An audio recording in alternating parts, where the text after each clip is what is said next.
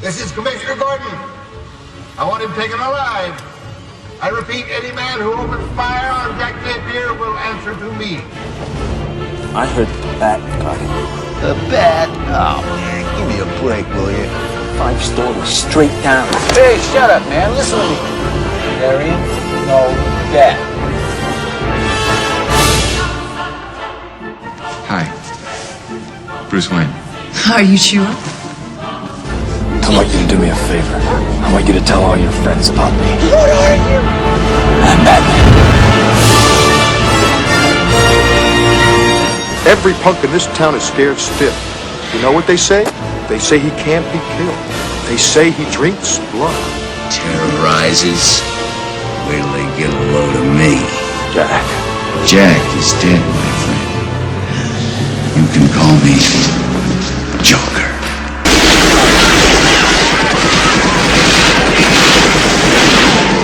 The police have got it wrong. They're looking for one product. The Joker's tainted hundreds of chemicals at the source. He's been using brand X. Joker brand. I get a grand again and again.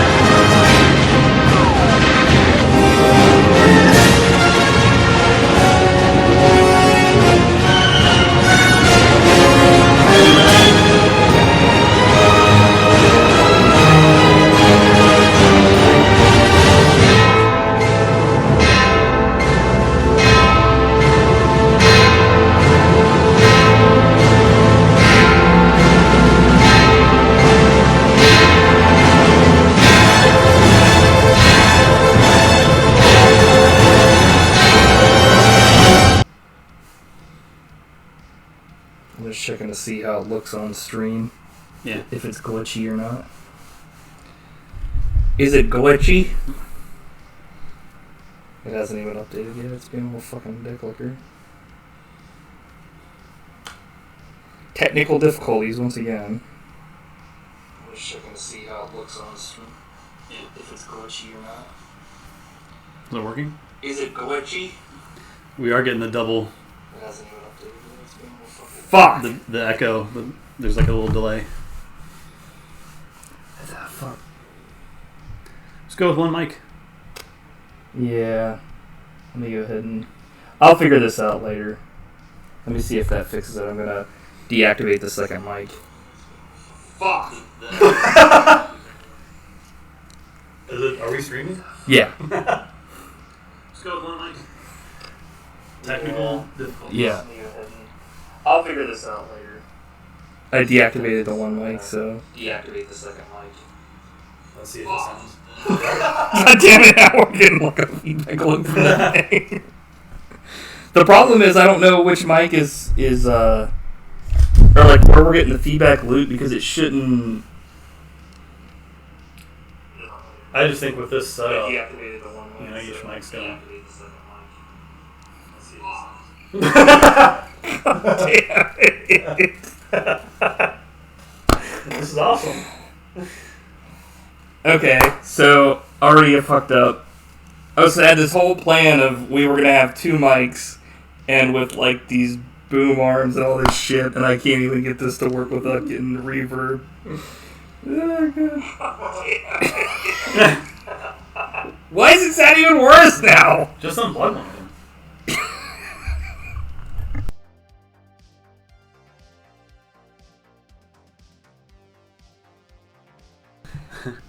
There we go. Okay.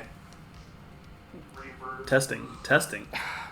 I'm gonna have to like wait probably a minute before I can actually listen to it. Hey, Protocaster. Jesus Christ, this is a shit show. As usual, I fucked up everything. It's like I had the Well, we best. could have tested it out and worked out the kinks. If only. If I was here for one on time. problem. Oh! And I fucked that up too. God damn it. Fuck. Okay. The Buddy Boys have lost all faith in the In me? the Shotz brothers. Okay, so there should be no reverb now. If I was here on time. Yeah, you're right. And I fucked up again, so I'll get this figured out somehow. Let me get this water out of the fucking way. Let me put water this, out of let me here! put this water right in front of all this electronic shit. Okay, so yeah, it seems to be okay. Shall we begin? Yeah. Okay, so let's start over. Well, so we can't start over, but let's just. It's me, Matt. And me, Mike, here on the Buddy Shots podcast, episode 26, about Michael Keaton's. Well, he didn't direct it, but Tim Burton directed it. But 1989 Batman. Yeah. Matt has like 10 fucking versions of it here. Batman. But yeah. So how would you rate my fuck up? I don't know, because I only think about the positives. I try to move forward instead of looking back at past mistakes. Kind of like Simon Pegg's character in The World's End. It's the lesson he learns Goatsy. in that wonderful movie. My favorite film. So let me go ahead and I'm gonna sandbag that shit. So what's your nerd news? Nerd news Oh, we is touch feet. Now we gotta get married. The Star Trek first 4 movies are getting released on 4K disc. Holy Which is weird because it seems kind of arbitrary that they only picked the first 4 for some reason. Right. And not only that, it's the director's cut of the first one, which is like the one where they went in George Lucas and made a special edition, basically. Right. So yeah, it's cool to see those movies being re-released still on like a physical media. Yeah. But it's odd that they only did the first 4. Hopefully they'll do the rest of them at some point. Yeah. Buy them physically. Don't subscribe to the Paramount Plus channel or whatever, because I don't want to give. Nobody wants to give them money to see another season of Picard. Exactly. So true. Fuck them. Don't give money to Paramount unless it's for physical media. Yeah. But yeah, They're like Picard on Blu-ray. I'm like, fuck. It's the director's cut. Hey, can't be worse. Ah. Are you a fan of the Star Trek movies, the first 4 specifically? I honestly haven't seen them in a long ass time. My dad was like a really big I think he was like, because he never really talked about Star Trek with me, but we had all the VHSs. So I think my dad was like a big fan, but he was maybe like a closeted fan that like he didn't tell me about it really, and he might have talked to my mom about it, but he might not have. I don't know. My dad's like, he doesn't really talk about things he likes for movies and stuff, but if like Lord of the Rings is on, he'll watch it just all the time, anytime. Really? So he's a huge like Lord of the Rings, and he read The Hobbit in school, so he loves that.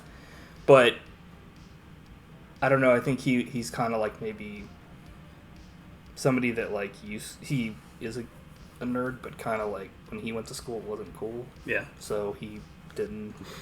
Whereas when we went to school, we were awesome. Yeah, I was fucking slaying pussy. We were kings of the school. Yeah, man. Dude, it's so funny because if we had been born like just a couple years later, we would have been like the coolest fuckers ever because. Definitely. Well, maybe not. But yeah, going to school, when we were younger, it was like, nobody talked about playing D&D or like Mario. I was like the only person that wore a fucking Super Mario shirt, and everyone was like, what a fucking asshole. That N64 shirt? Yeah. That was awesome. Like official, and then like now it's like you can just buy a Mario shirt. Yeah. Well, it's not. Well, I guess I'm like, I stole mine like a fucking true American. You can buy one at the store. But, like, yeah, I never... It's been a while since I've watched him, so I really don't remember. I just remember subbing for no reverb. God damn. But... Yeah, I don't really remember... Like, what are they adding a bunch of stuff, you said? Like, because of the director's cut? No, only for the first one. Oh, okay. They only did that on the first movie for some reason. They should, like... And that was like 20 years ago when they did that. Make the first one not boring. Well, it would take a lot more work. Impossible. Yeah. I just remember that one had like a lot of shots of just the Enterprise. Dude, it's totally ridiculous. Because it was when they had like more money to like show that, so they literally were just showing it all the time, and it was it's completely ridiculous. Okay, this is fucking stupid. And it's when the scene when Kirk like first flies into the Enterprise, it takes like literally 10 minutes. Yeah, they're just literally showing off their models and shit. It's like, okay. I still admit that I like it just because the score is cool and yeah, I'm a nerd for that kind of stuff. So it doesn't bother me, but I totally understand why most people are like, this is super boring. I just thought it was kind of. I remember watching it and being like, ugh. And then at the end, they fly into like the alien ship, and it goes on forever. Yeah, it's so slow. It's crazy. Yeah, so that's why that one has a bad reputation. But it's got a bad rap. It's a rude dude with a lewd tube. Lick mine, and I don't wipe. What's your nerd knees? Okay, so I actually, at first I only had like one that was kind of like, but then I checked like this morning and there was like something that had just been put out a couple hours ago that kind of caught my eye. Breaking nerd knees? Yeah. The original one was very kind of like, it was cool, but it was kind of weak. It was like, there's these people making like Resident Evil 1. They're recreating it in like first person, kind of like Resident Evil 7 and stuff, like an Unreal Engine. Nice. Which is cool. But like their main thing is they're making a let's see here. They're making a game called Vigil that kind of is, I think, like a Resident Evil game itself, but they're working on this demo, and I was like, oh, that's cool.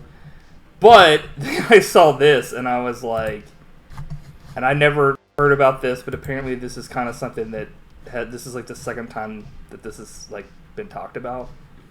But like Leia Thompson, who everybody knows as like the mom from Back to the Future, and she was like, you know, in that, and then, but for this, she was in Howard the Duck. Mm-hmm.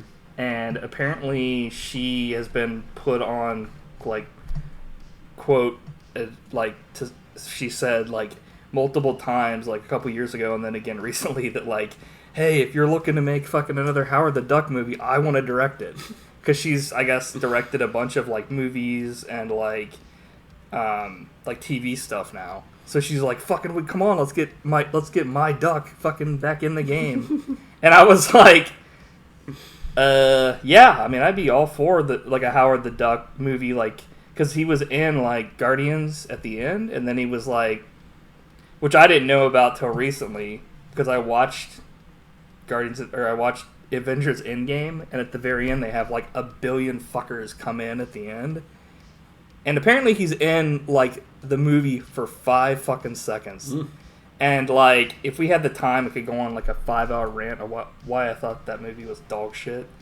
But that ending was just having all these people here and, like, none of them doing anything. They're literally fighting, like, what's akin to, like, foot soldiers. Mm-hmm. You know, what they're doing doesn't mean anything. There's, like, 5 people that really mean anything at the end of that movie. You know what I mean? So it's, like, cool. So he's in it, and, like... You know, I didn't even see him the first... Like, I didn't even see him when I watched the fucking movie. Like, he's in, like, a tiny corner, comes out, like, with a fucking gun. It's like, why have him even in there? You know, but that aside, I mean, I would be down for that. That would probably be, like, one of the only things I'd be interested in, because I like the idea of his character. It's kind of a funny thing. Yeah, although I think if they made another one, it would... probably be watered down from the original, because that original movie is pretty, like, out there. And I think it would probably be worse, honestly. Stuff. Well, I mean... Depends on how they directed it and stuff. They're not going to have graphic duck nudity like they did in the original. Right, but I mean, it would depend on what it is, because, like, he's pretty much like a detective and all this other shit in like the comics. So like if they did like a noir kind of thing, they could go pretty like violent with it at least. So it could be kind of cool. It's just, I agree. It depends on what they do with it. It's like, but yeah, I could probably do without like a duck Ted. I'm just saying that first movie is like very weird. Yeah, that was a George Lucas deal, wasn't it? Yeah. Yeah. That's so weird that was like the one thing that like they decided to grab hold of and be like, let's make this. Like I think a lot of people didn't even know that was like a Marvel character. Like, I didn't. What the fuck? Okay. That's kind of like when Blade came out. I had no clue that was a Marvel character till like later on. Just like.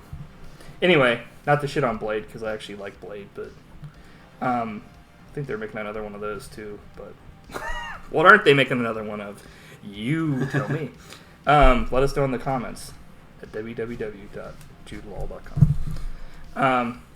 Okay, so let's go ahead and move on to peek the mic. No, actually, don't peek the mic, but go ahead and say it. Recommendation.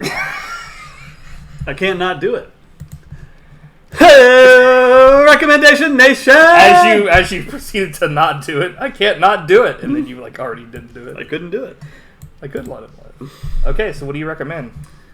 My recommendation nation for this week is Nobody, starring Bob Odenkirk. Oh yeah, okay, that was like the what's it called? The action movie. The John Wick. Yeah. But he's like literally a guy that's like fucking Nobody. Well, he's like a father that's like just retired or something, right? It seemed like, or well, there's a lot more to it than that. It turns out he's got diarrhea. But it did not disappoint. Like I was super pumped for it, and it even exceeded my expectations. Yeah, it looked pretty good. Like I'm gonna play a clip from it, and hopefully we don't get removed from YouTube. It's like a 5-second clip. Hopefully it doesn't remove us from YouTube before we post it to YouTube.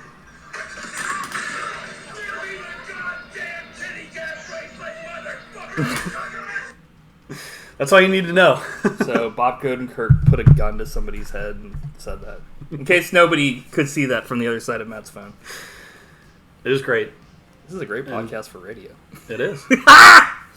But yeah, it looked awesome. I think I saw a scene where like these people go to kill like Christopher Lloyd and he fucking like destroys him. Yeah, I mean you see he's like a retired old guy, yeah, grandpa. Christopher Lloyd like blowing people away with shotguns and stuff. Apparently they're making a sequel from what I heard. Really? Yeah. Bring it on. So I guess that's no surprise. He probably lives then. But I always complain like they don't make action movies like they used to, but I mean this is a perfect example, like an awesome action movie. There's only a couple of those left. Like Action Jackson. Bob Odenkirk totally pulled it off. As a badass. Yeah, I think that like it's funny because like it's not funny actually. I'm not laughing, but it's like a lot of like comedians are actually taking over like all these genres that like back in the day you would never see a comedian even get the chance to like. I mean all these horror movies made by like is it I forget if is it Key or Peele? Peele. Yeah, he's like making all these, and then there's Chris Rock that just did like the Saw like reboot or whatever, and then both like Bob Odenkirk and what's his face Tim Heidecker, like they're you see all these people using they have all these great acting chops and stuff, and then I think it's probably because comedy is probably one of the hardest things to do, so it's like anything else is like. Yeah. If you make people laugh, you can do anything. Yeah. And that's kind of like what's his face too. Steve Brule, fucking John C. Reilly. Yeah, John C. Reilly. He's like a fucking. You can do it all. Yeah. Yeah. So that's awesome. That's a great pick. Yeah. That's actually a movie I've heard of. So, not that that's a slam against the other ones you nominated, but that's one that I've been looking forward to watching. So yeah, it was great. I'll definitely have to like check it out. Mine's kind of like an older recommended movie. Not like old. It's not like black and white or anything. But, and I don't know if, hopefully I haven't recommended this before, but like, I'm nominating the Sherlock Holmes movies with Robert Downey Jr. Oh, nice. And Jude Law. Like, then they're making like a third one. But I just like rewatched the first one, this week, just on a whim because it was on HBO Max, and I was like, "Yeah, I'll go ahead and start watching this," because I remember it being good. And I was like, just comparing it to like the Sherlock show they had on BBC, and it was like, so like I don't know if you ever watched the Sherlock show on BBC. I think I watched the pilot, but it's like episode. The only really good part of that is like maybe like the actors are great, but like it's like so produced and overwritten. It's like they make like Sherlock, he's so full of himself, and then he's always like, I don't know, he's just like an unlikable character. And I mean, in this movie, Robert Downey Jr. is kind of an asshole, but then you see at the end like everybody actually likes him, and he's not like, he's not really an asshole. He can be, but he does it because he cares about people, and he has hard time like communicating. But like in the just like that, because I said he hard time. But yeah, in the Sherlock, it's like a lot like Steve Moffat directed and wrote all this crap, and he's the same person that took over Doctor Who, and it kind of became the same shit where it was just like the main character is like fucking like Ray, like fucking unstoppable, like that kind of bullshit where it's like, okay, this is somebody's fucking power fantasy gone wild. But they're making a third Robert Downey Jr. Jude Law. Yeah, I was really happy to see that because So- I'm a huge fan of those first two. I really like those movies. They're good. It's funny because like I don't think they're universally liked. I don't understand why. Like I think some people were turned off by like, this isn't your daddy's Sherlock Holmes, Well, that's the funny thing is I feel like it fits in line with like, because it's like you actually are able to follow along and solve the case, unlike Sherlock on BBC, where like he just solves it because with evidence you never saw. Like, how the fuck are you supposed to ever solve a case when you didn't ever get the clues? Whereas this one, it's like, oh yeah, I did see that, I saw that, and I saw that. And if you watch it again, there's like a part in the first one where like some homeless guy bumps into like this cart, and the guy pulls a gun on him and is like, get the fuck out of here. And you find out it's like when they rewind it and show it, it's like Sherlock Holmes dressed up. But at the time you fucking don't know it's him. Yeah. But then like they show it and it's like, oh, that makes total sense. Yeah. Whereas like Sherlock, it would have just been like they would have never explained it. It's like, okay, fuck off, dude. Like, nice. That's a great recommation. I'm excited. And if it weren't for those movies, we never would have had Holmes and Watson, which is one of the greatest comedies. On the thing, they're like, yeah. It's like, or how the fuck does he do that? It's like, he's like, that? Yeah, it's like, what?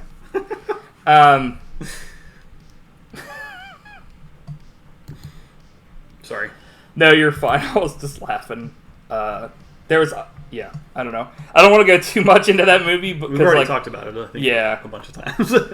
there's only like one.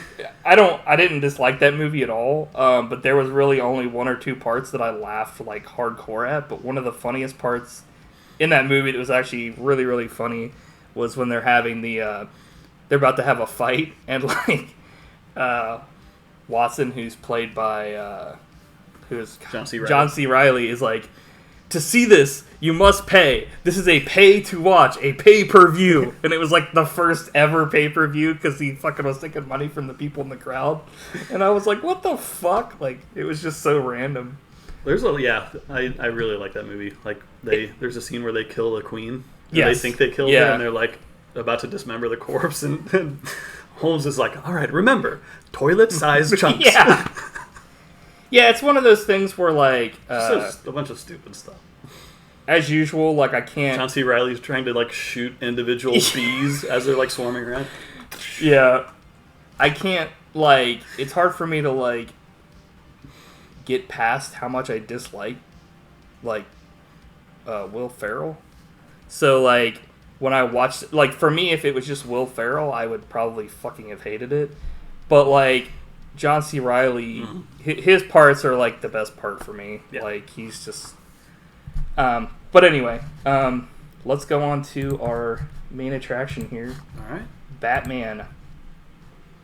Well, see you guys later. That's all I have to say about it.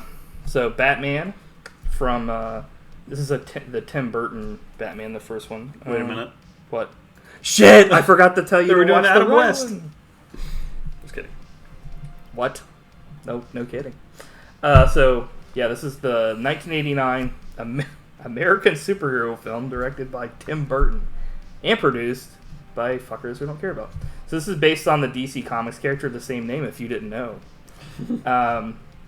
So this was obviously like the first installment, which became like a huge like thing after this for not only like Batman, but this also kicked off pretty much like the superhero, like to a degree, because before this they did have Superman, which is really popular, but that kind of petered out because canon sucks.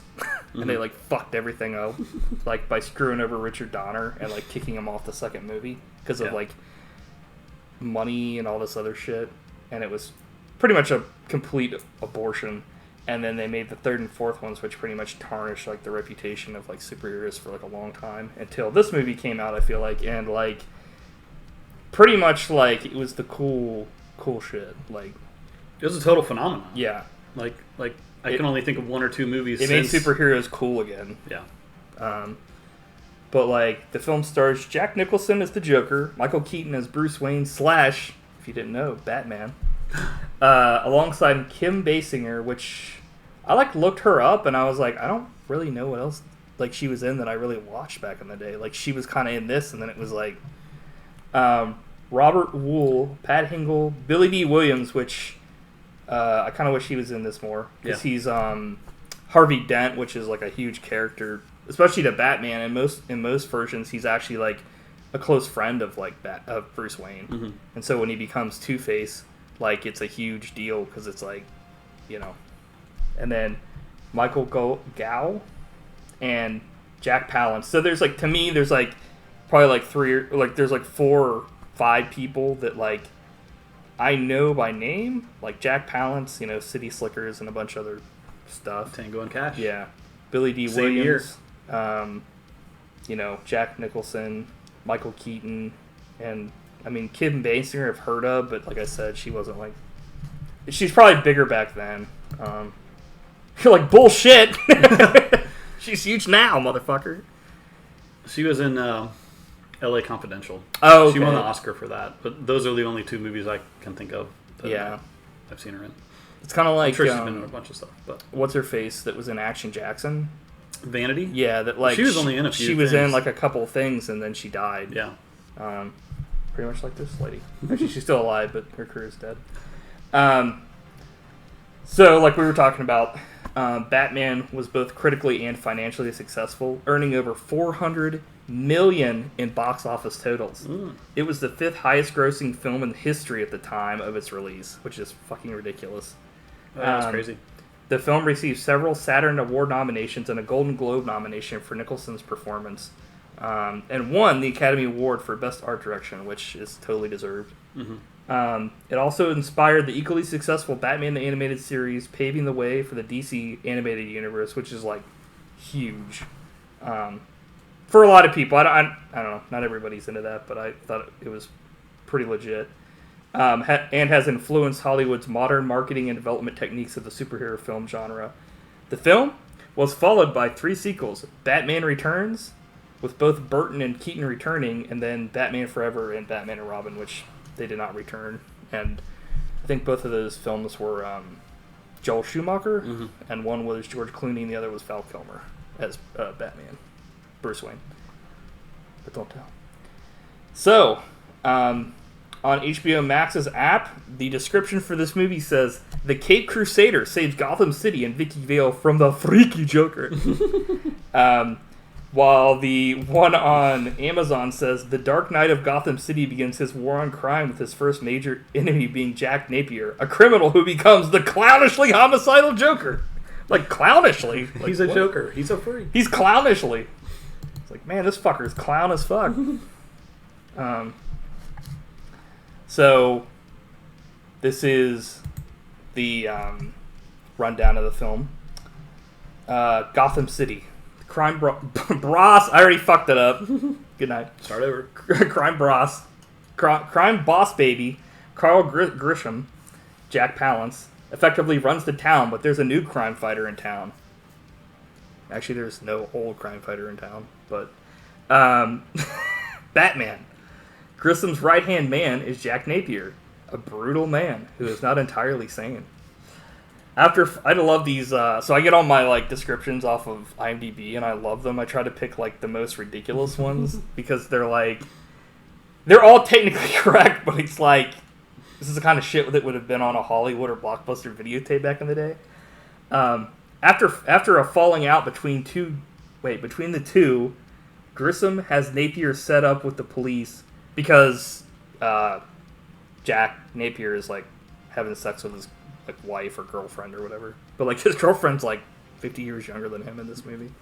Not that that's any reason, but anyway, to set him up with the police, and Napier falls to his apparent death in a vat of chemicals. However, he soon reappears as a Joker and starts a reign of terror in Gotham City. Meanwhile, reporter Vicky Vale is in the city to do an article on Batman. She soon starts a relationship with Batman's everyday persona, billionaire Bruce Wayne. And that's where they cut it off. Okay. Gonna say lost interest. I guess so. They only watched it to like that part. So yeah, that's it. That's the whole fucking kit and caboodle with Batman. So what made you pick this movie? So there's a couple reasons because I hadn't seen it in a while. I also remember really, really liking like this version of Batman. And I was pretty much proven like correct that this is like my favorite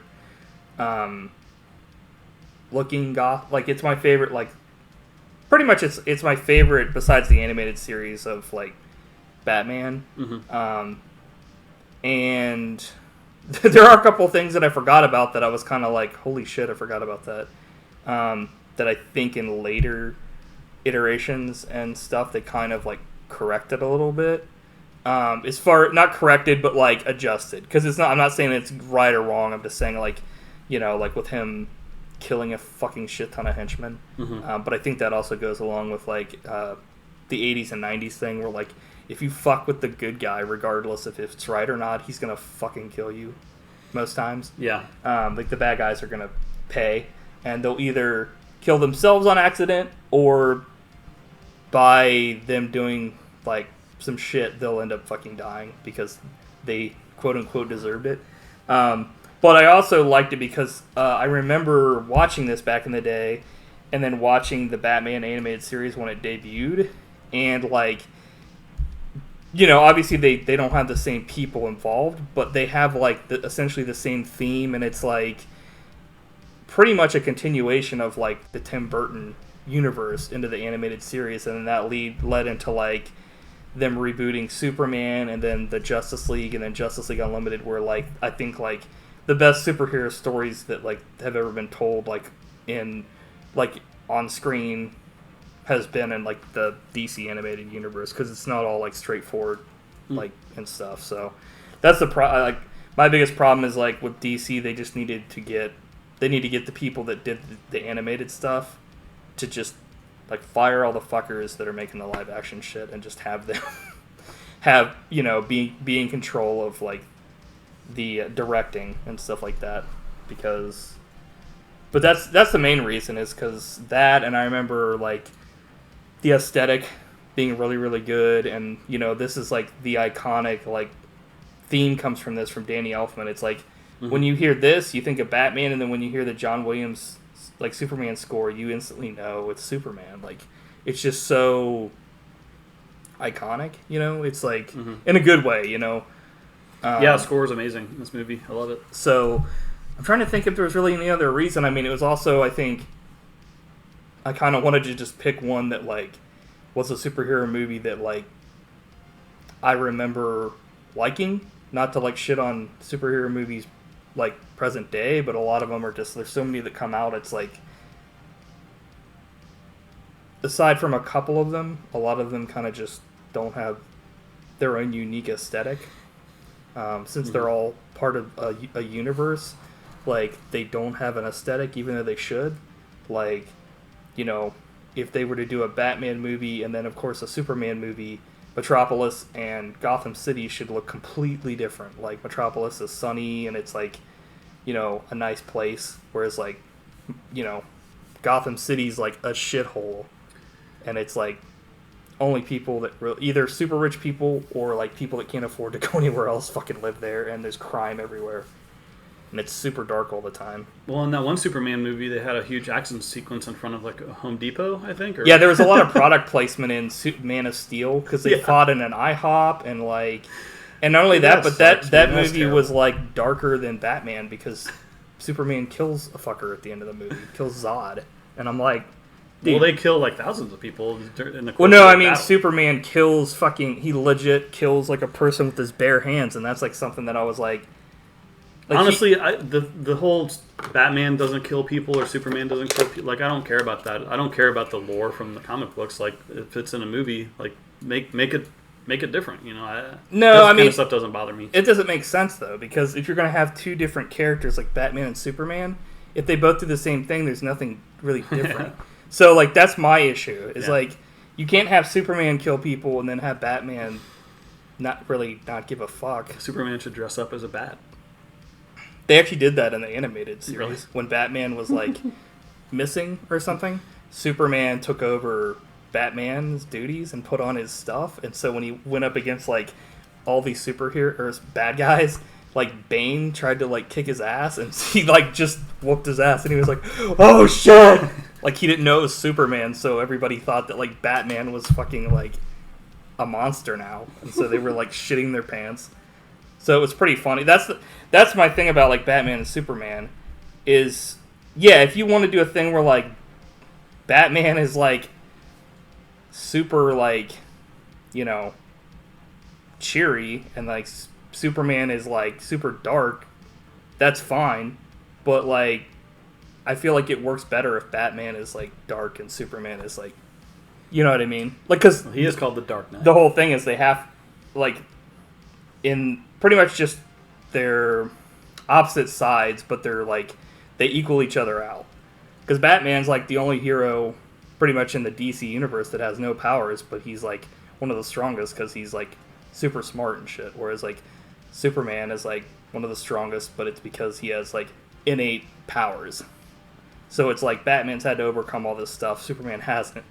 They become friends, and it's like if something goes wrong, there's usually something the other one can do, and it just works better when they're...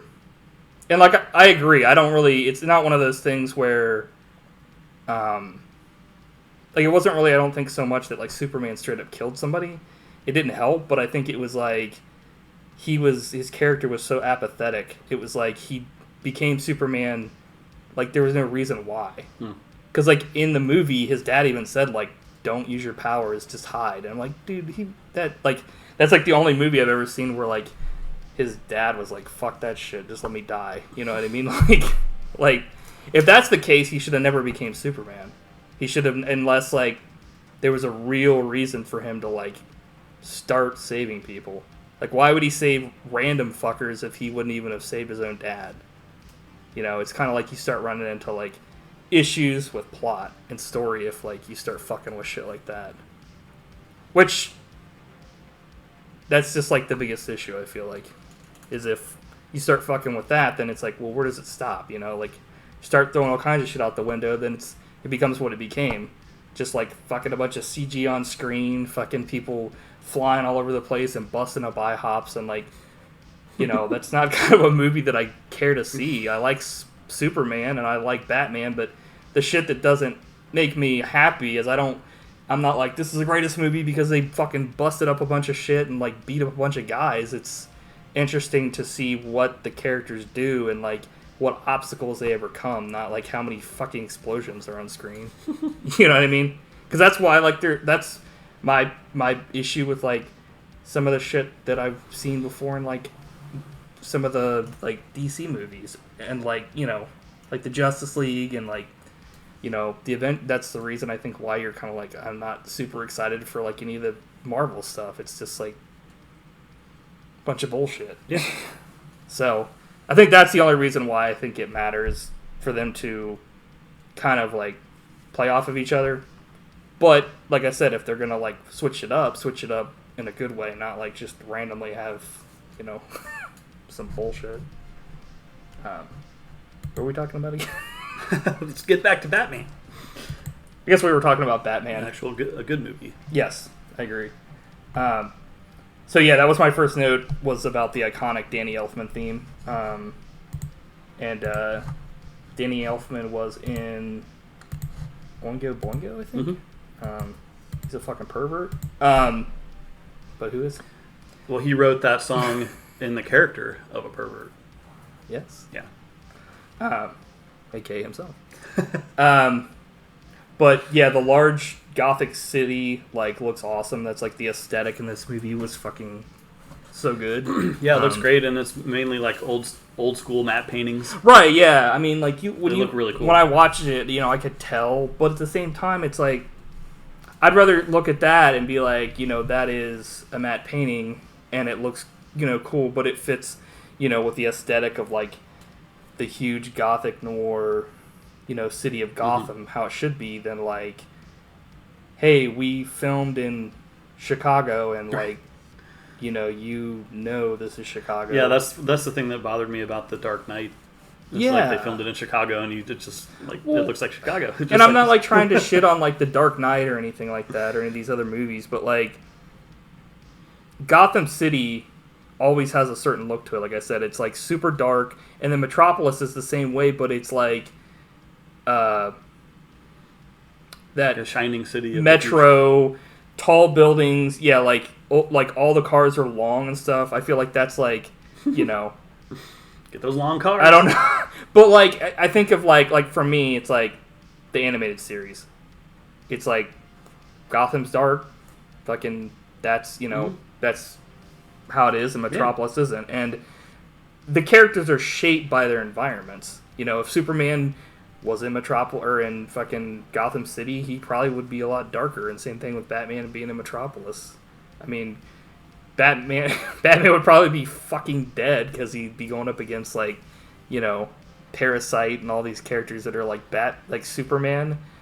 But then again, I think it's kind of the whole superhero thing where chicken or the egg, which made which? Was Batman made because of these supervillains, or because he was there did they start appearing to challenge him to take over? Kind of in this movie where the Joker's you made me, and Batman's you killed my parents and you made me. Mm-hmm. Which is I think this is actually the first time they ever brought kind of did that, because Joker really doesn't have a set background. Batman does, Superman for the most part does, but a lot of villains do, but this is something they did different, where they were Joker used to have an identity, Jack Napier. Sometimes they put this in the comics, sometimes they don't. Sometimes he's he had a family and he was a failed comedian. Sometimes he was but sometimes he just shows up and he's already the Joker, like Heath Ledger, Mm-hmm.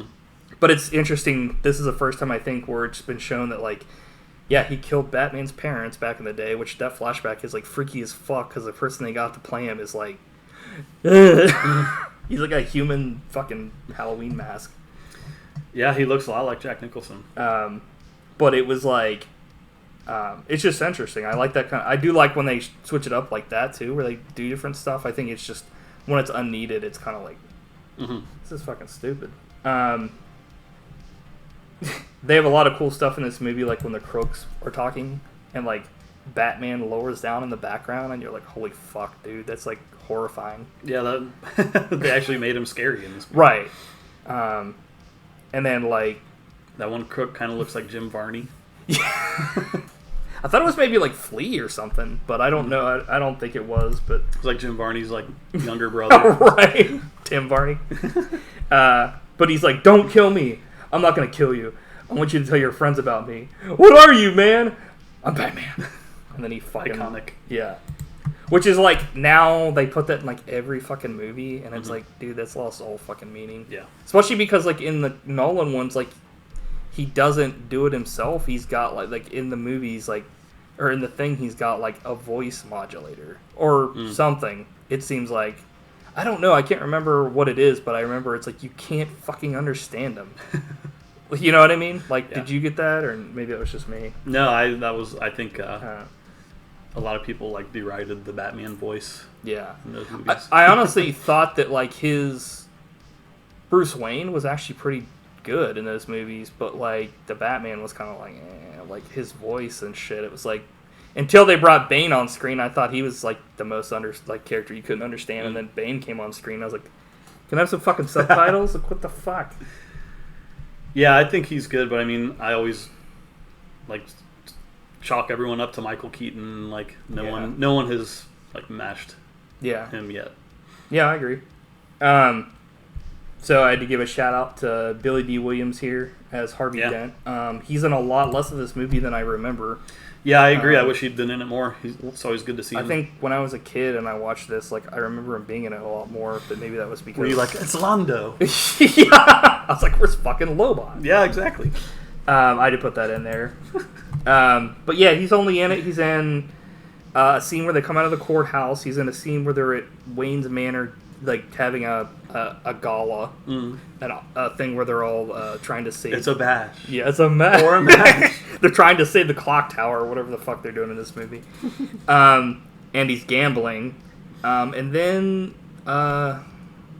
he's maybe in one other scene. Oh, he's on the phone smoking a cigar while he's talking, which I always thought that was funny in movies because to me, like, you know, we both smoke cigars, and that's something I would never do or try because I feel like I would inhale like a motherfucker. Yeah, maybe. I'd be like, "Hey, what's up?" I'm like, the cigar flips around and the fucking the butt goes in my throat and I die.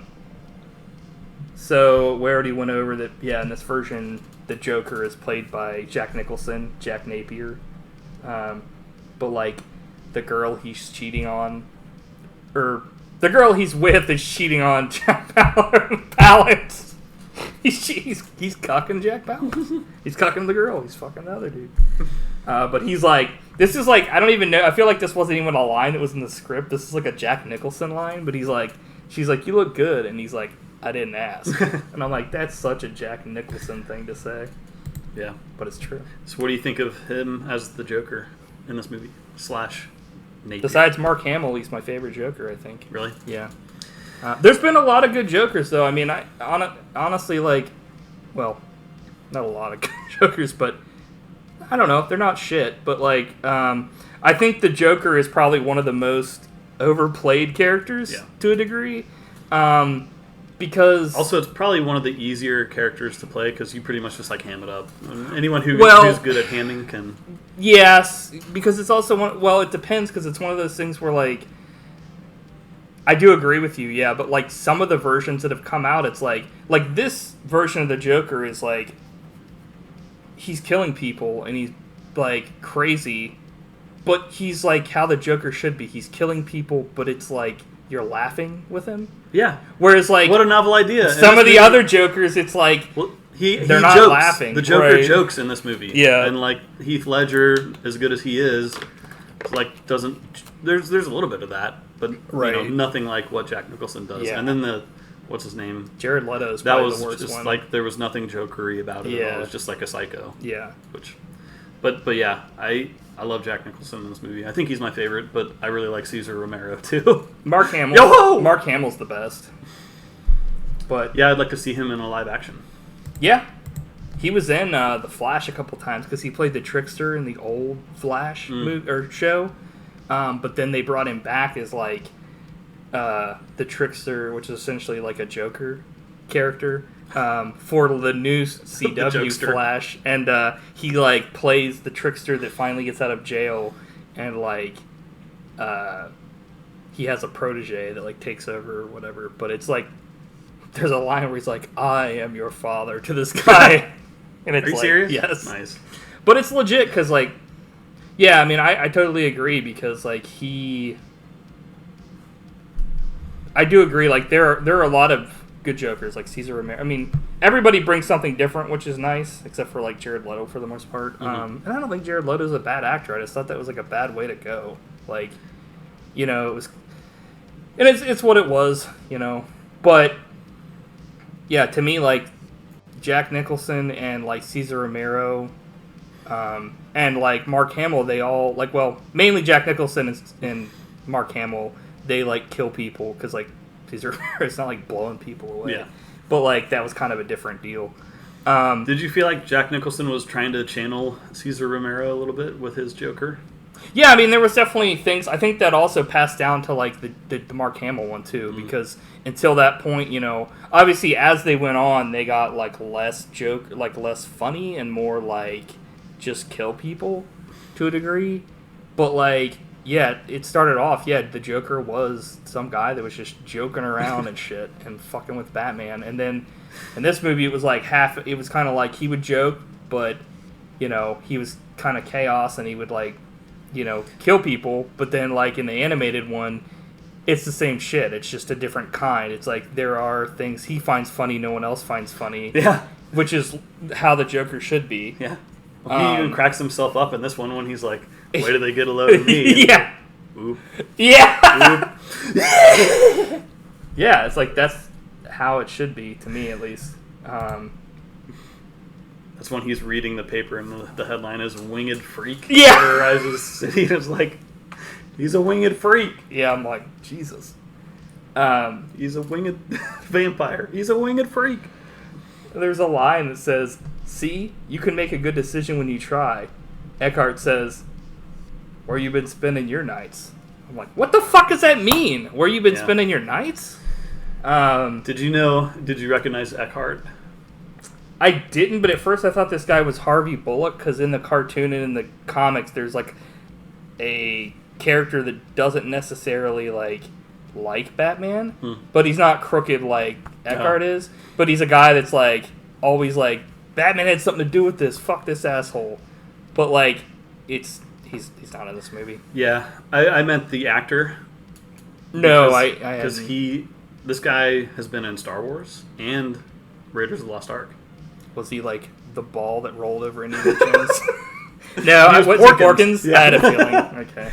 And Wait, who like, was he in Indiana Jones? He's like one of the guys that like the government men that like set off Indiana on his mission. Oh, like okay, at the university. Yeah. Okay.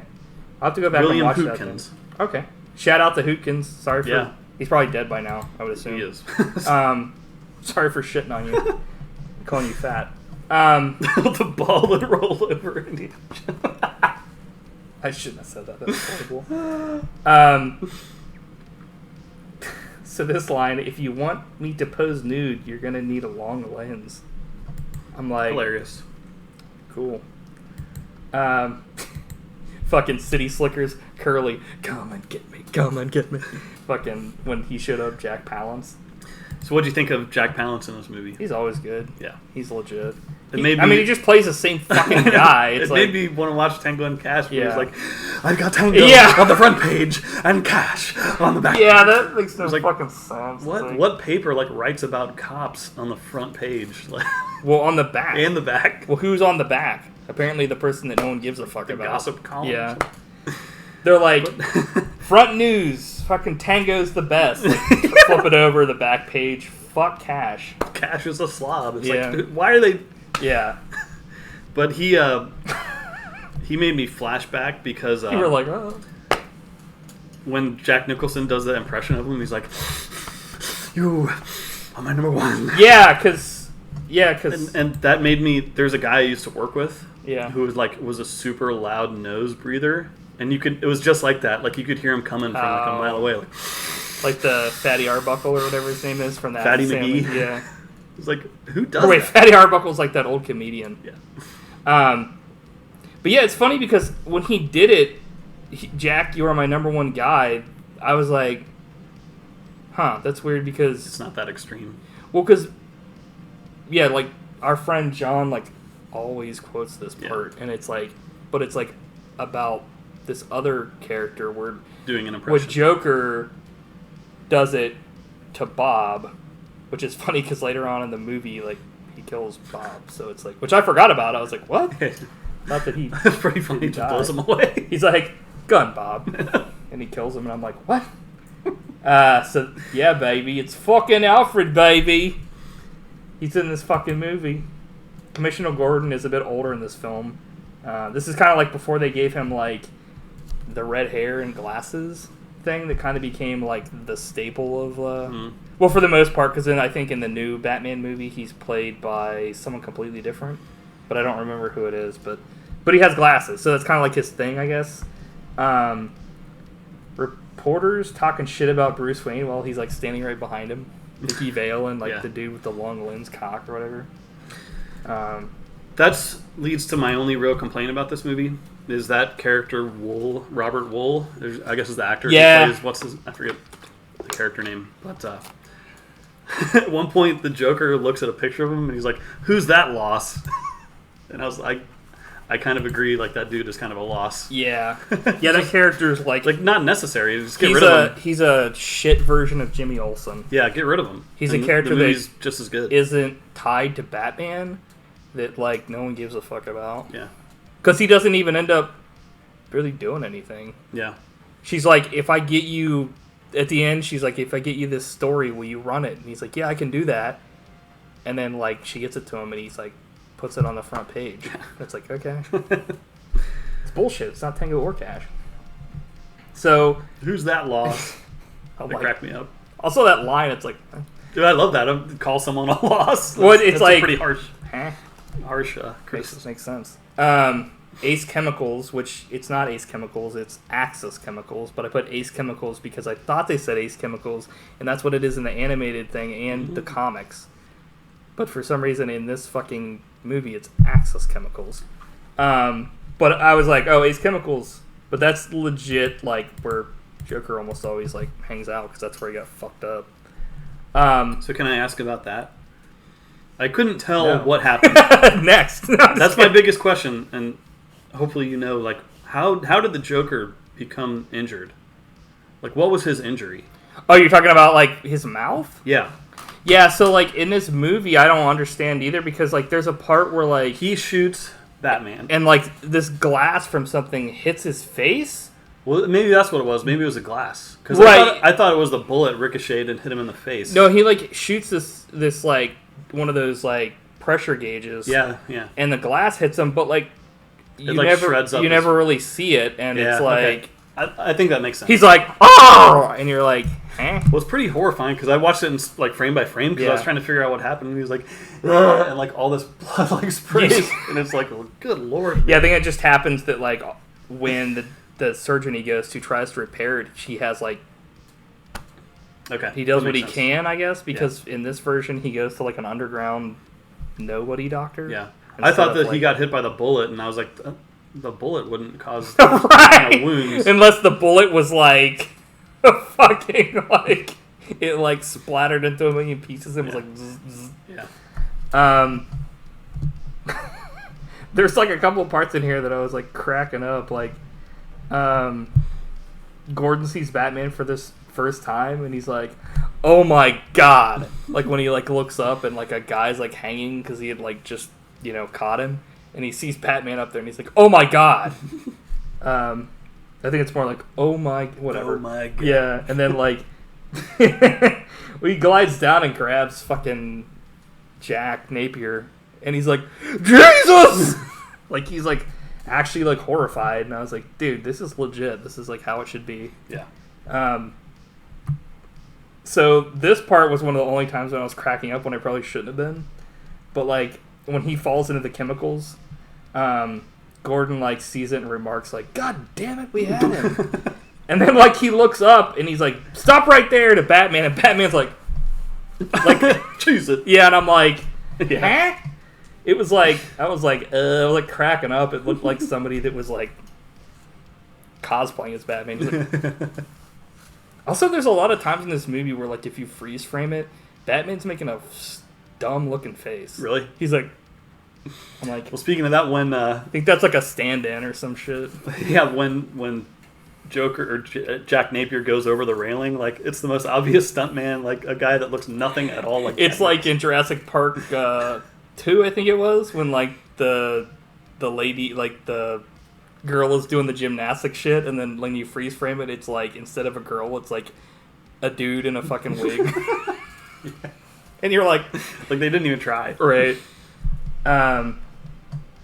So like this part I forgot about, but I was kind of like, huh? But it's like apparently the tank of chemicals empties into the river. I'm like, I don't think that like a vat of chemicals not only has a huge enough pipe that would take a human body to the river, but also, like, if you're mixing chemicals, like, say you're making a bunch of stuff, you're not always draining it into the river, like, as you're making it. That's what it was always full, too. So I guess maybe that's the Axis. Maybe it just straight up drains. It drains instantly, like, as soon as they're done. They're like, well, we made the product, time to dump it for no reason. We don't want to make money. Bruce Wayne eating soup with Vicky Vale at a long table. Yeah. Did you realize you were watching the special edition of this movie? Was that It's been changed. Is that what's on HBO Max? Yeah. No, I didn't. Did you? Yeah, I learned about this recently because like they went back and changed a bunch, just like George Lucas style, and they really didn't change anything. They changed the sound effects, like all the gunshots when it was originally released were like the stock gunshot sounds, and they went through and redid everything. So it sounds really good. Yeah, but it's totally different than the original. they actually fixed it instead of like, but still fixing shit that didn't need to. Well, I guess you didn't have to fix it, but still, it's like. But that bothers me a little bit because like this movie that was released and was one of the biggest movies ever, you can't see it anymore, like in its original form.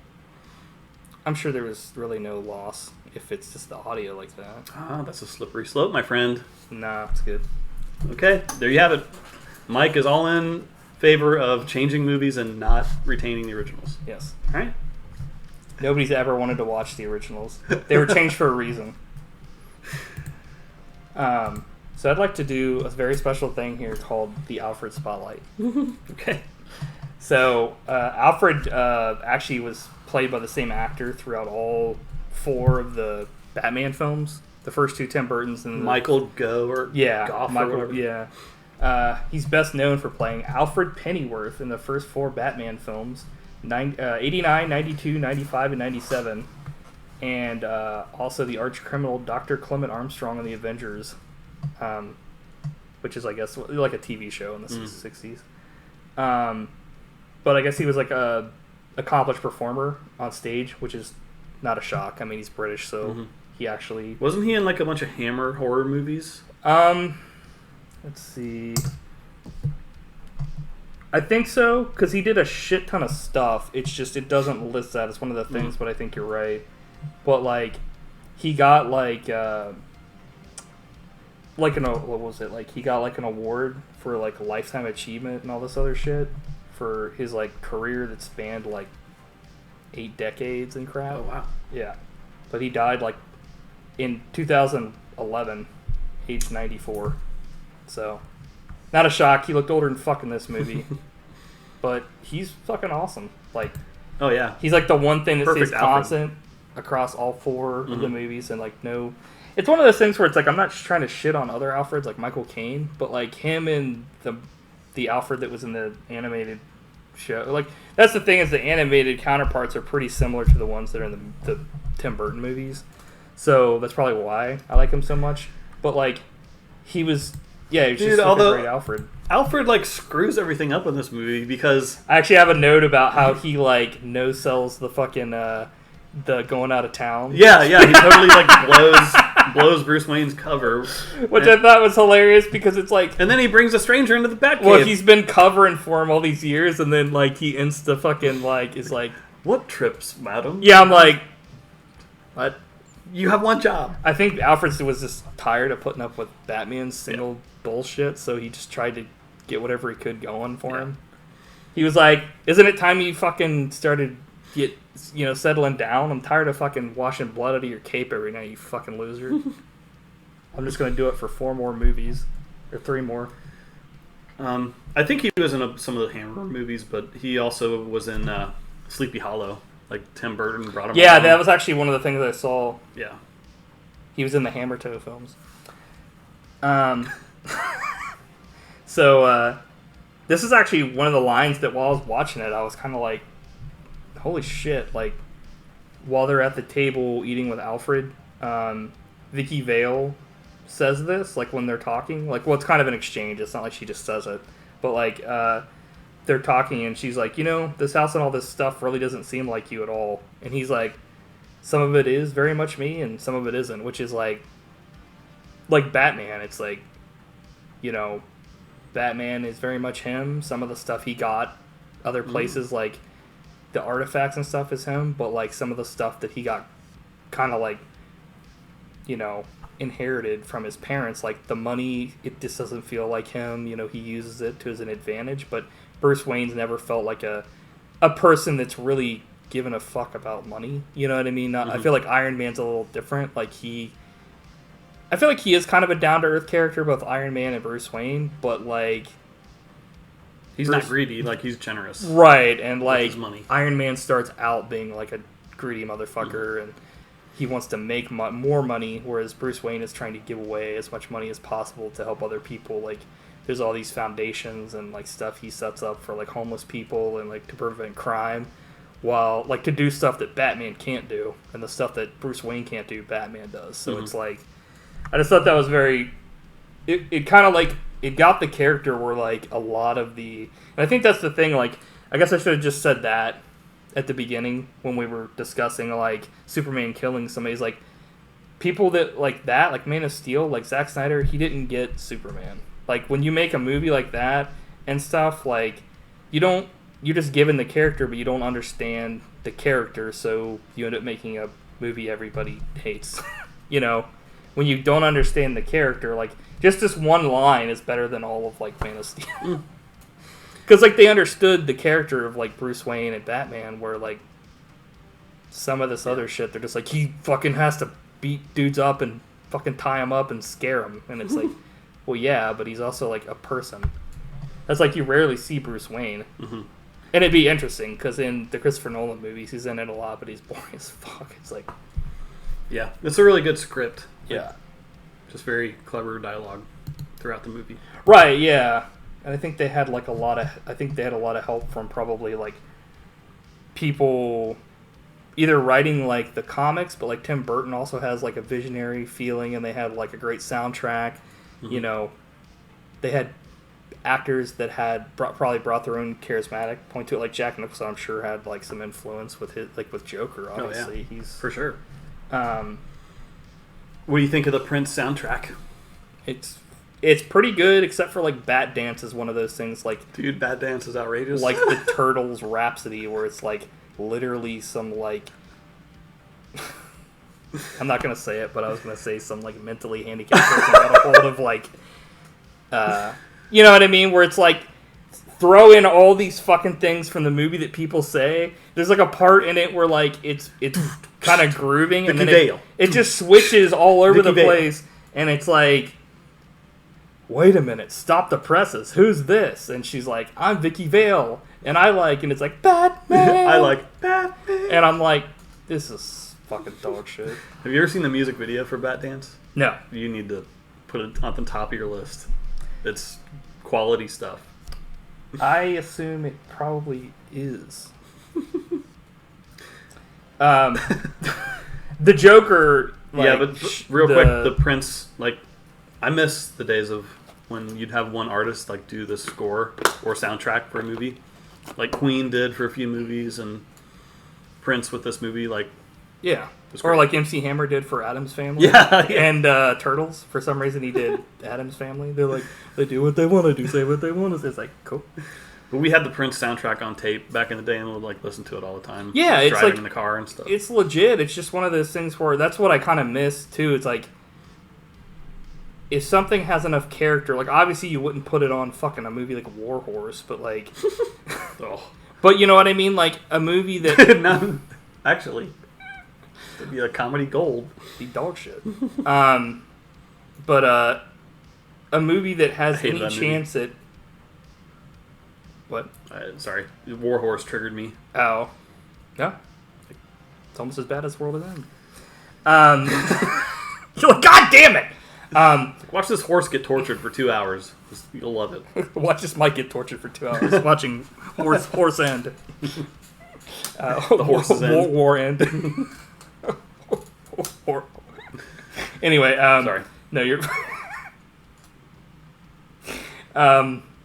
But if any, like, I think they kind of got away. They kind of did that with like Guardians of the Galaxy, but they kind of did that by doing.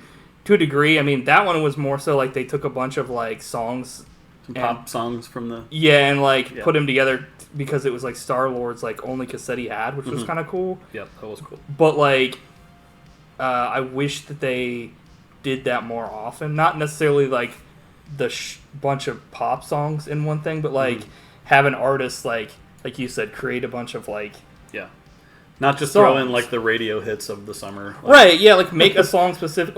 Even fucking Quentin Tarantino is really good at doing that even kind of Sting when he did fucking when they did Demolition Man. Yeah, because it was for the fucking movie. You know what I mean? Yeah. Even if it was nonsense, it was still, legit. Okay, so I watched fucking Superman. They have an orchestral new song. They don't even use the John Williams fucking theme. But there's no fucking, Superman fucking song in there. You know what I mean? There's nothing cool about it. Come on, man. Give a fuck. It's they just make these movies and they're copy-paste. Fucking get somebody on there. Bring MC Hammer back. He's still alive. Have him do some shit. Yeah. Dude, that would be if they did when they're doing a new Turtles movie, bring MC Hammer back and have him do one of the songs or something. I'd love it. Holy shit, people would fucking... It's so easy. It's so easy to make money and actually make people happy, but it only happens 1/1000th of the time, if that. Well, they make money. That's... Well, no, they always make money. Well, not always, but no one's happy. And that's why we're making these fucking podcasts, because all I want to do is fucking kill myself. Jesus. So the way they reveal the Joker is genius. And he it's kind of like a Twilight Zone episode where he unwraps his face, but you don't see him right away. Mm-hmm.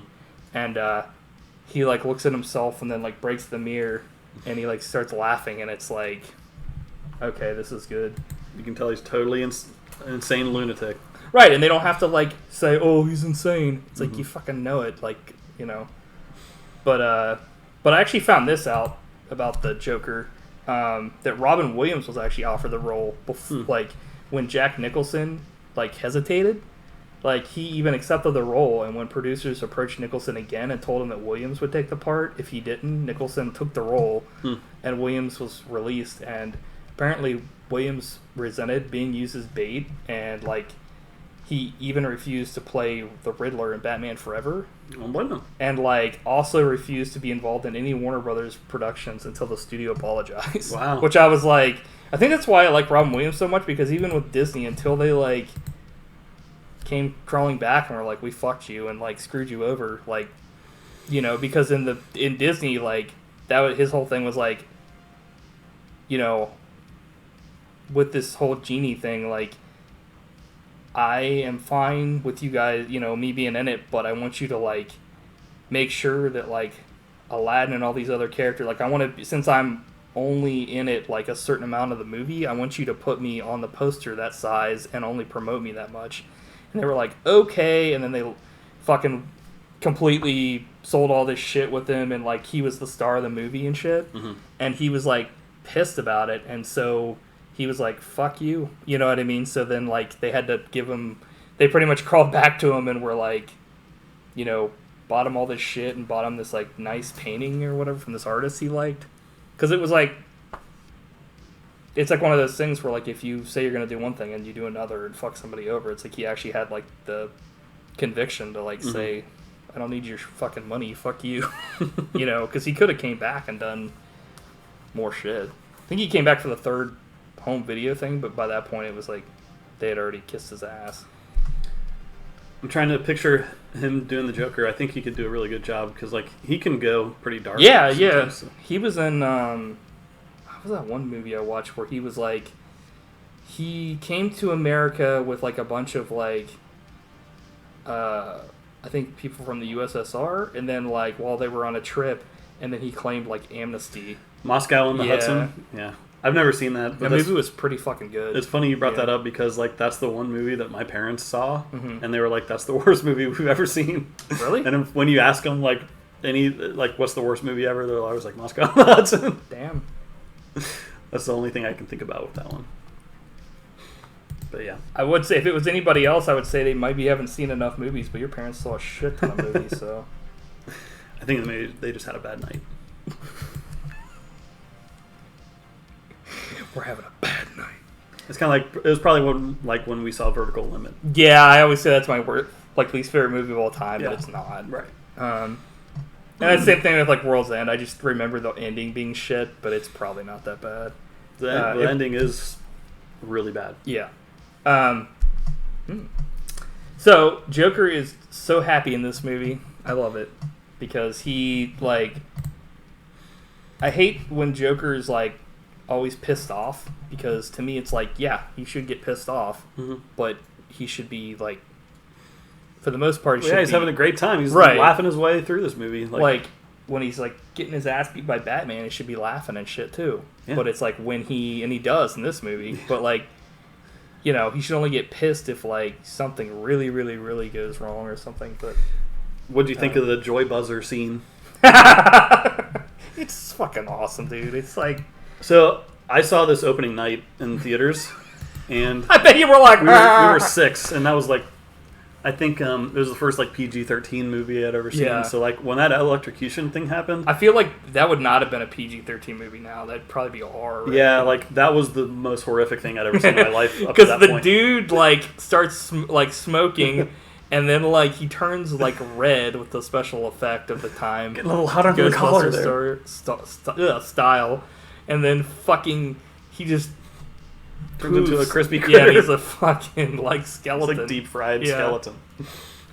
He's like, it's gonna be a hot time in the old town tonight. And like, it's just fucking awesome. Yeah, it's great. Total Joker moment. Yeah. Let's see here. So like, I love this version of the Joker's laugh because he's viciously killing someone, and it's like actually fun, like that.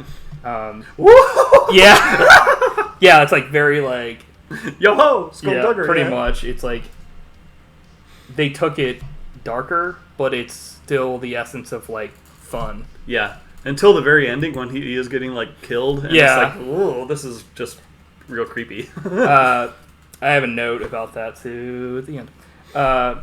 Bruce goes to the alley where his parents died, and he puts flowers there, which is nice that they show that before.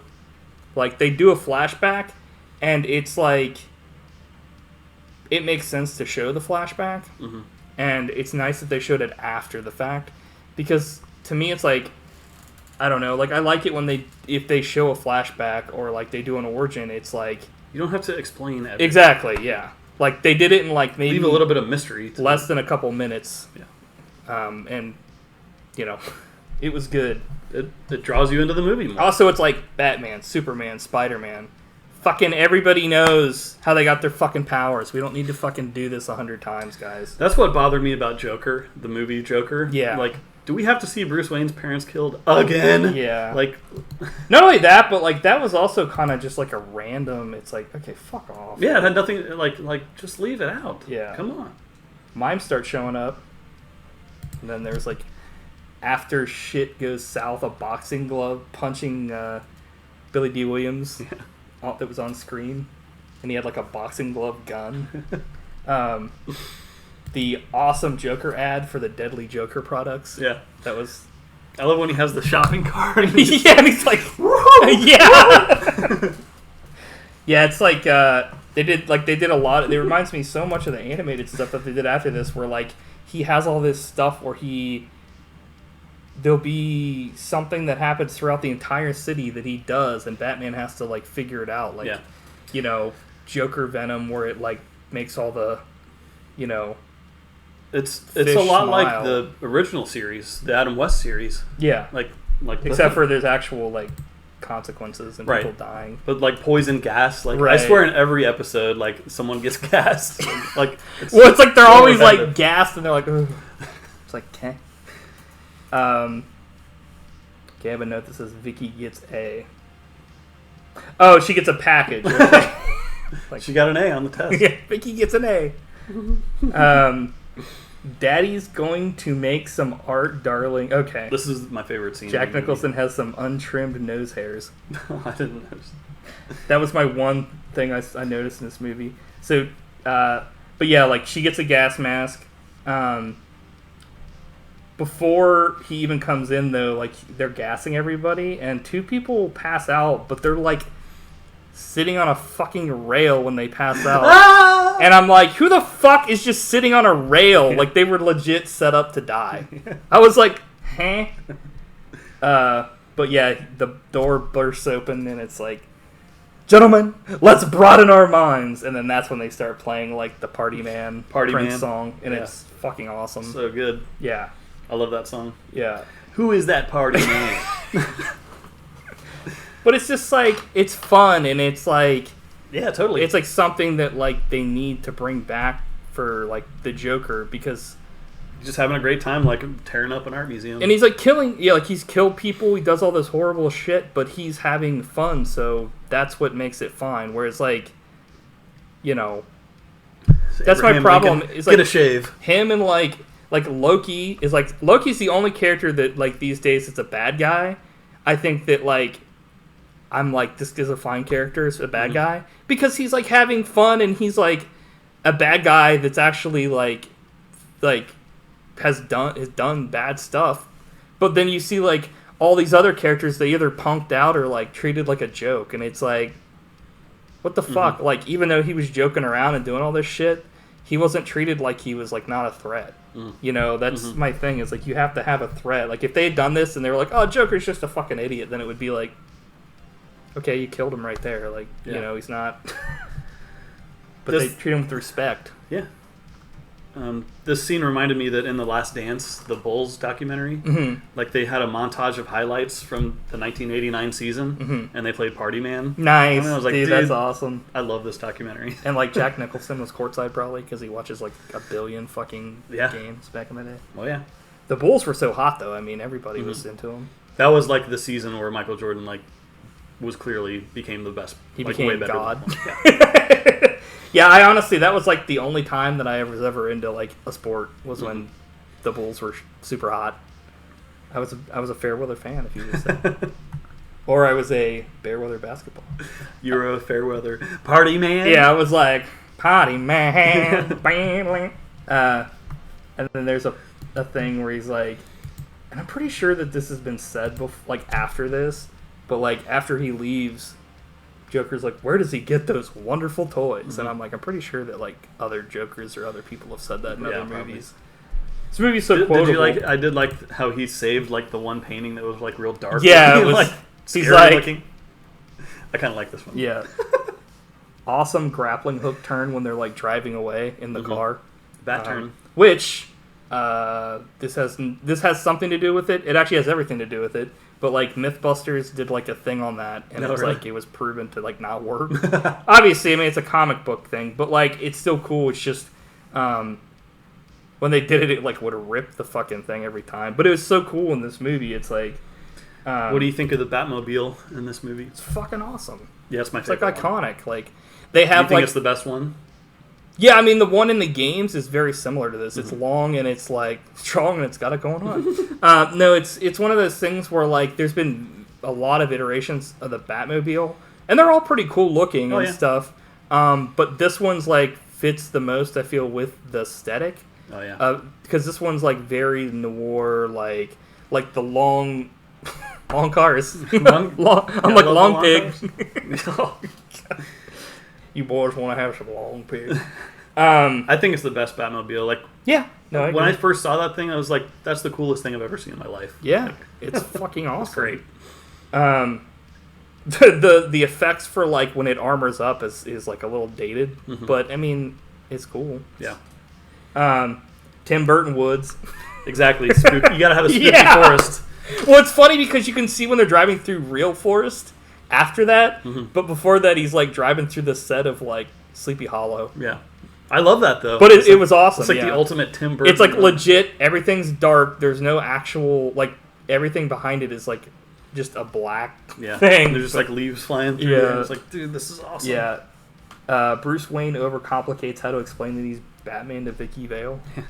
He's like, that's like, it's like, is this a Tom Hanks movie now? Exactly. That's like the Michael Keaton, like, let it rip, buddy. Yeah. Like, do your comedy thing. It wasn't as out of control as when we were watching Demolition Man and Dennis Leary does his stand-up. But it was like, okay, this is a little out of place. But I like it. He's like, You see, I was like... it's like, dude. He's like, you know how certain people go to work, and I was like, They get up in the morning, fuck are you and then she eat says breakfast. no, and I'm like, you fucking do that every day, you dumb piece of shit. Good Lord. She's lying. She doesn't get an A. She gets an F. You know what you got? F plus. Click. Jack Napier killed Bruce's parents. So, yeah. That's the flashback we were talking about. Although, Okay. that's the scene with my favorite Michael Keaton part of like this whole movie. When he's a kid. He's like, Mama. He's like, you want to get nuts? Yeah! Yeah, when he fucking goes insane. Yeah. Well, he doesn't go insane, but he like acts crazy to pretty much diffuse the situation so he can get shot. So instead of like Joker possibly doing something to her, he just like leaves. Yeah. Which is like, you know, super smart. I mean, he's Batman. He's fucking genius. Batman straight up murders the goons inside the chemical plant, which is one of the things I completely forgot about. But like I said, this is like,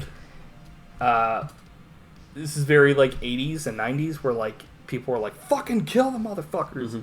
But like, I completely forgot where like, he's like, I gotta go to work, Alfred. And by going to work, he means he just drives the Batmobile in. It, like, shoots out bombs. He doesn't even drive. It, like, auto drives. Yeah, it shoots out bombs at people's feet, which I thought... I was like, is this going to, like, electrocute people and then he's going to get out? No, he just drops off bombs and it comes back out and, like, the fucking chemical plant blows up with all the henchmen inside Yeah, of it's it. like 9/11. Not all of them, though, because there's still plenty left for the parade afterwards. But, like, yeah, it's, like, blows up and then... Afterwards, Joker's like, you missed me, woo-hoo. And he like flies off in a Joker helicopter. I also like how like in this movie, Do you think everyone who worked in that factory was evil? I think so. By this point, I think the Joker had pushed out everybody that wouldn't. I sure hope so. Work for him. I mean, even I don't know. I guess because like there's this I hope there part wasn't where like a secretary in there. she's like, I hope the Joker lets me go home to my fucking family of 20. Yeah. She's like, potty, man. Like, blows up. She's like, trust? You do, yeah. It's like, don't trust the Joker. Or don't trust Batman. He'll blow up an entire factory. Don't trust the Joker, because he'll let you get killed by Batman. Like, I couldn't do it. I couldn't let him live. But I like in this movie how there is... when they need a logo, they use the Joker logo from, like, the comics and stuff. Which is like, you know... Until this point, he'd been like long face. He's like long pig. Joker's giving a parade to another awesome fucking song. Yeah, and Trust. giving out money. I love that.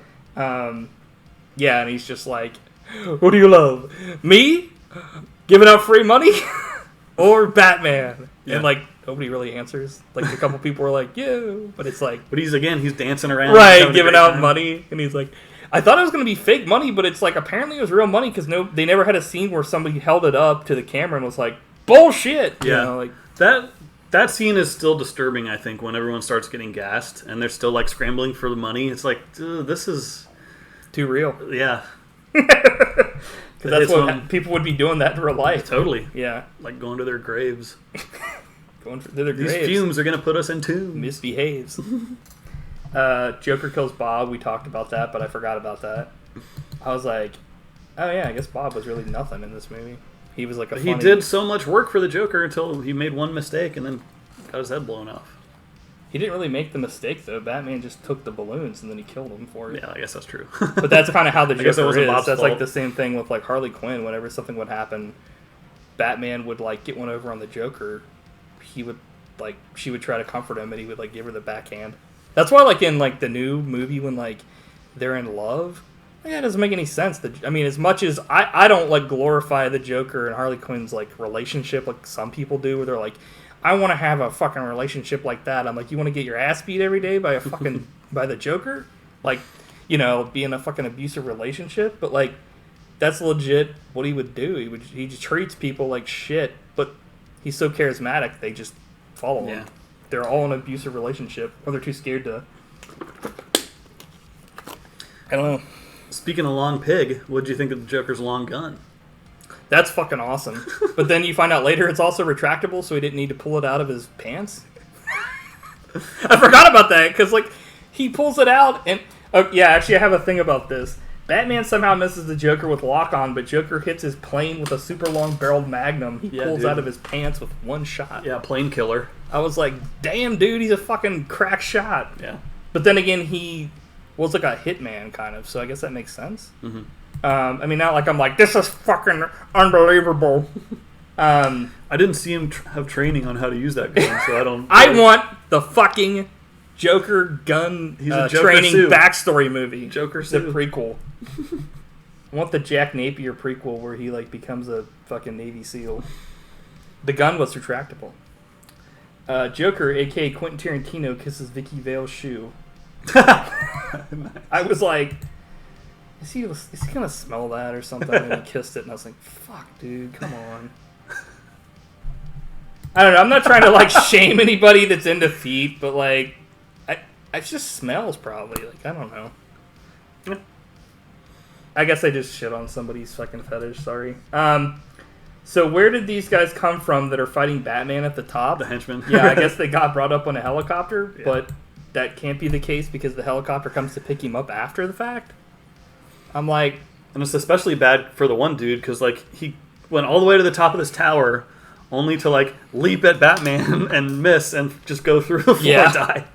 Dude, they're like, this is probably, like, the hardest I've ever seen Batman almost get his ass beat. Like, he fights, like, this tall, like, I don't know if this guy's, like, in anything else, but he's, like, this tall black, like, henchman, and he's, like, beating the fuck out of Batman. Like, Batman jumps at him, and he just fucking throws him through these stairs, and he's, like, kicking his ass, and he actually throws him down the hole, and then Batman, like, his legs come up and, like, pull him down the hole. Yeah, this scene gives me Indiana Jones vibes, for sure. Yeah. Yeah. He, like, knocks his head against the bell and then pulls him down the hole. So, like, Joker is, like, stomping on Batman and Vicky's hands when they're, like, over the thing, and you can see what's supposed to be the stone floor. It's, like, shaking. I don't know if you saw that. Yeah. Yeah. It's a pretty obvious set, but... But it looks fucking awesome, so it's not like...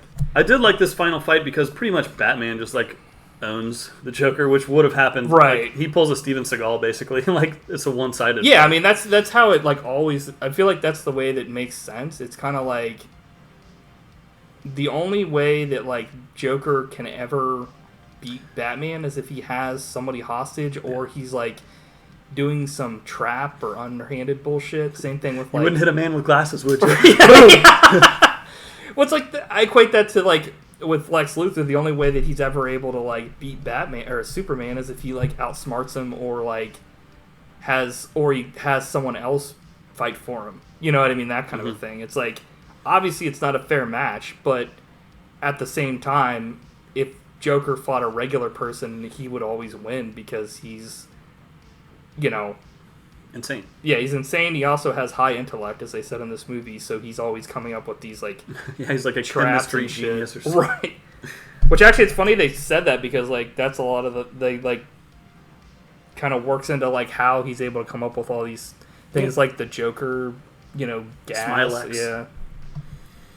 Yeah. So, like, the end shot when they pan up to Batman, music sounds like a patriotic theme instead of, like, Batman. Dun, dun, dun. Yeah, I'm like, what? I always thought that was so weird because it's so not fitting with how this movie should end. It's like a triumphant end. Right, it's like, it's more in line with, like, Spider-Man, but Spider-Man even played his theme at the end, which is more, you know, uplifting.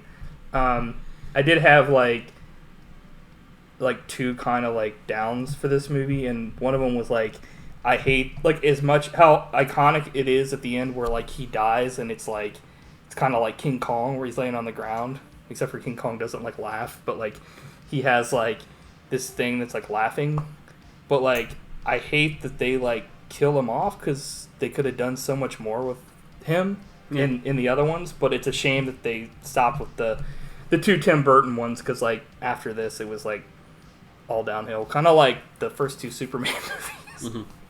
So I guess it kind of, once it gets to number 3, that kind of happens with superhero films or just films in general, because you look at, like, you know, Home Alone 1 and 2 were great, 3 was straight to video dog shit and a bunch of other stuff. So Yeah, I agree. For the most part. I mean, unless it's like a planned trilogy, like, Star Wars for the most part. Mm-hmm.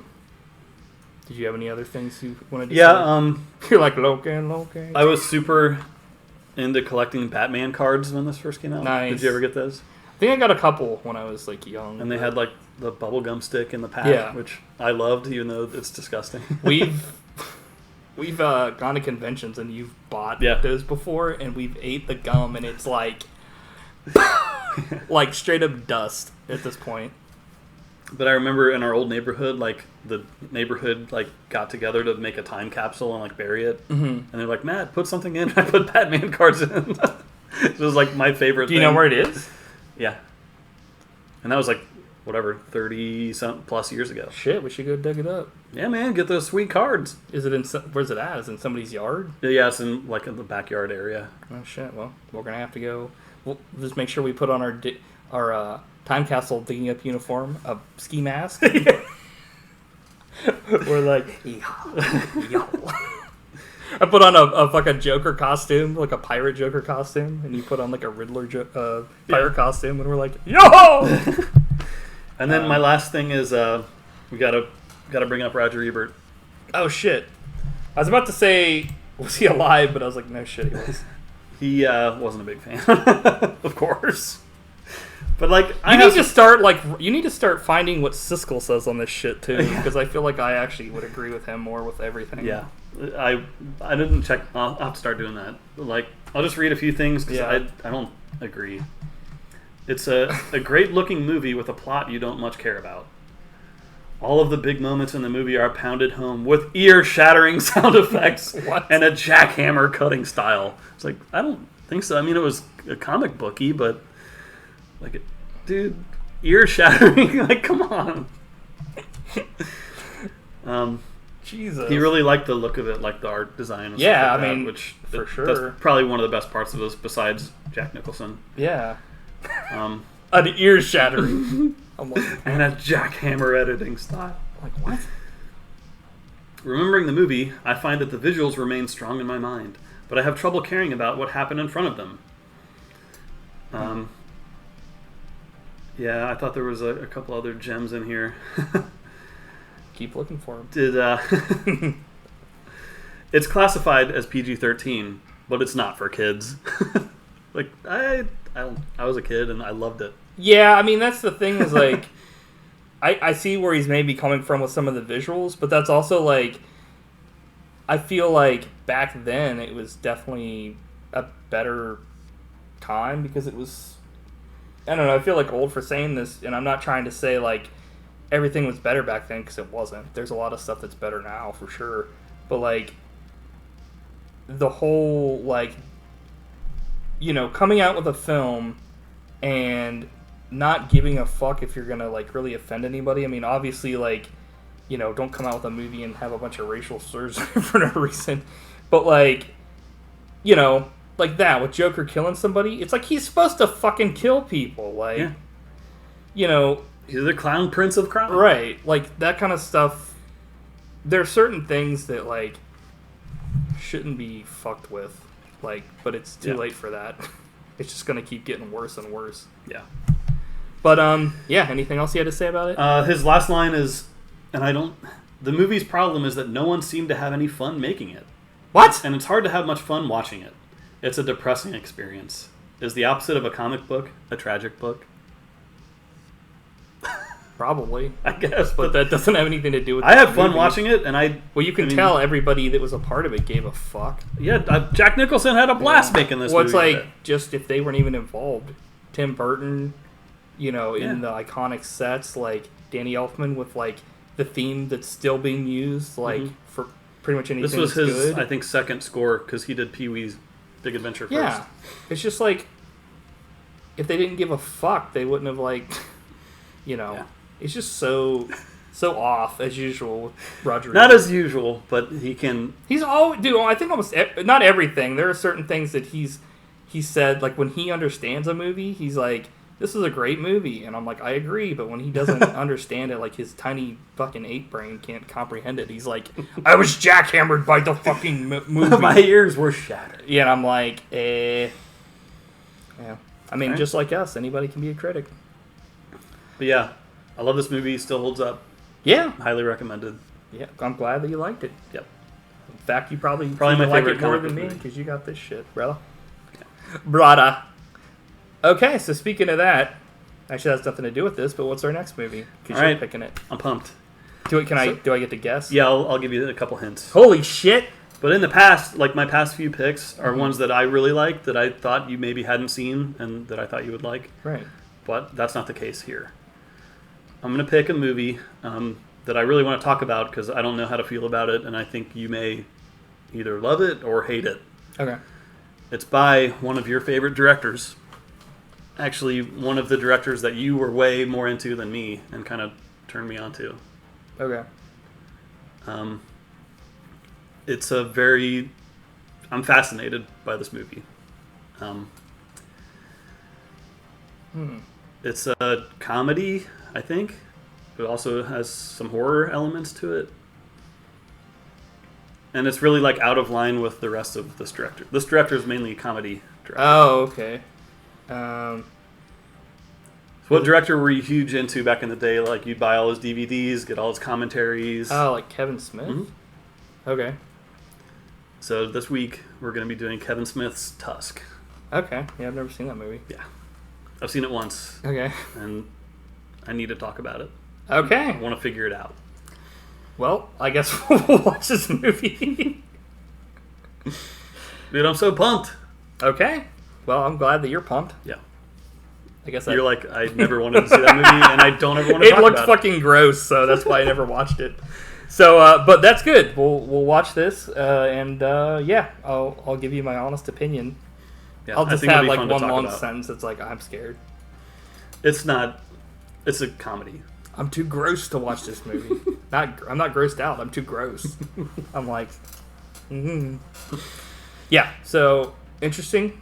We'll watch it, and we'll do the podcast. And I'm still waiting on like I don't know the one movie to like that we both hate.